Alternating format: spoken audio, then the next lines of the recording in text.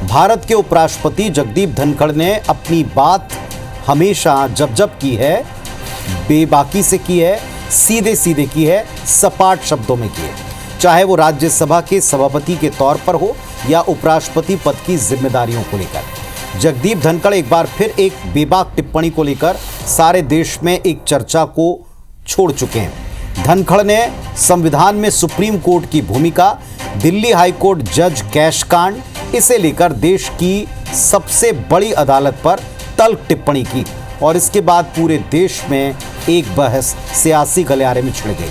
देखिए जरा।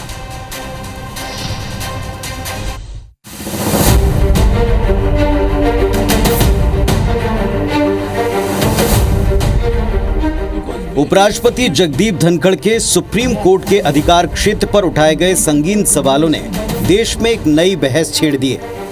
क्या अदालतें राष्ट्रपति को आदेश दे सकती हैं? जाहिर है, धनखड़ ने गुरुवार को राज्यसभा के प्रशिक्षु अधिकारियों को संबोधित करते हुए सुप्रीम कोर्ट की उस सलाह पर आपत्ति जताई थी जिसमें कोर्ट ने पिछले दिनों राज्यपालों और राष्ट्रपति के बिलों को मंजूरी देने की समय सीमा तय की थी। धनखड़ ने इसे लोकतांत्रिक ताकतों के खिलाफ एक परमाणु मिसाल बताया। साथ ही दिल्ली हाईकोर्ट के जस्टिस यशवंत वर्मा का जिक्र करते हुए न्यायपालिका पर सवाल दागे। We cannot have situation where you direct President of India, and on what basis? The only right you have under the Constitution is to interpret the Constitution under Article 145(3). There it has to be 5 judges or more. Jagdeep Dhankhar के इस stand पर वरिष्ठ वकील और राज्यसभा सांसद कपिल सिब्बल ने हैरत जताई। कहा कि राष्ट्रपति के पास अपना कोई निजी अधिकार नहीं होता, उसे कैबिनेट की सलाह पर ही काम करना होता है।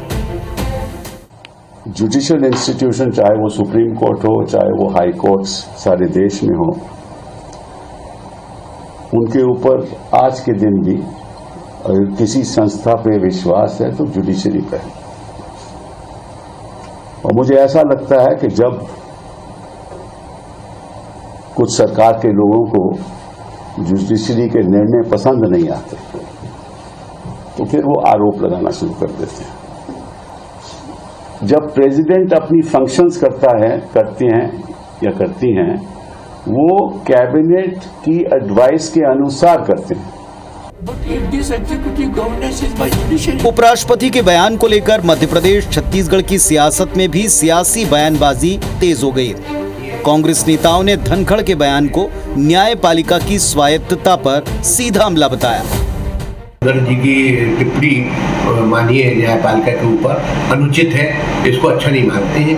हमारा व्यक्ति के पास क्या आस रहती है? अगर उसको न्यायपालिका से न्याय की उम्मीद रहती तभी तो न्यायपालिका के पास जाता है, कार्यपालिका हो या लोकसभा हो या विधानसभा हो। कि हम सब संविधान से बंधे हुए हैं, चाहे कोई भी व्यक्ति कोई भी कितने भी बड़े पद में हो, संविधान ही सर्वोपरि है।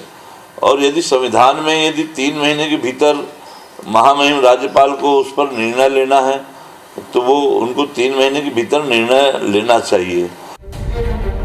कांग्रेस जहां धनखड़ पर निशाना साध रही है, वहीं धनखड़ के बयान को समाज के एक वर्ग से समर्थन भी मिल रहा है। जबलपुर में सामाजिक संगठनों ने घंटाघर चौक पर प्रदर्शन किया, न्यायपालिका में भ्रष्टाचार का मुद्दा उठाया, जस्टिस वर्मा मामले की सीबीआई जांच की मांग भी की।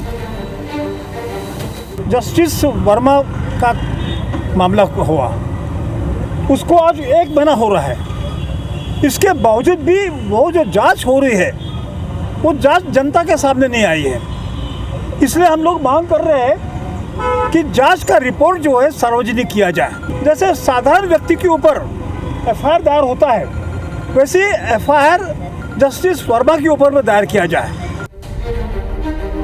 भारत में अमेरिका की तरह फेडरल सिस्टम है जहां सुप्रीम कोर्ट को सरकार के फैसलों की न्यायिक समीक्षा का अधिकार है। इस पर बहस तो हो सकती है, लेकिन चुनौती नहीं दी जा सकती।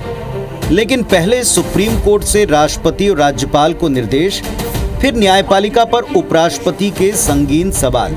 इस घटनाक्रम ने देश में सरकार, संसद और जुडिशरी के बीच आपसी तालमेल और संतुलन पर सवाल उठा दिया है। Bureau report, IBC 24। तो दरअसल यहाँ एक संतुलन का खतरा बन गया है, अधिकारों की लड़ाई छिड़ गई है, लेकिन जो अधिकारों के हनन पर फैसला देने वाले संस्थान हैं, अगर उनके बीच अधिकारों को लेकर यूं खुली जंग होगी तो क्या ये उचित संकेत हैं? ये सोचने वाली बात है।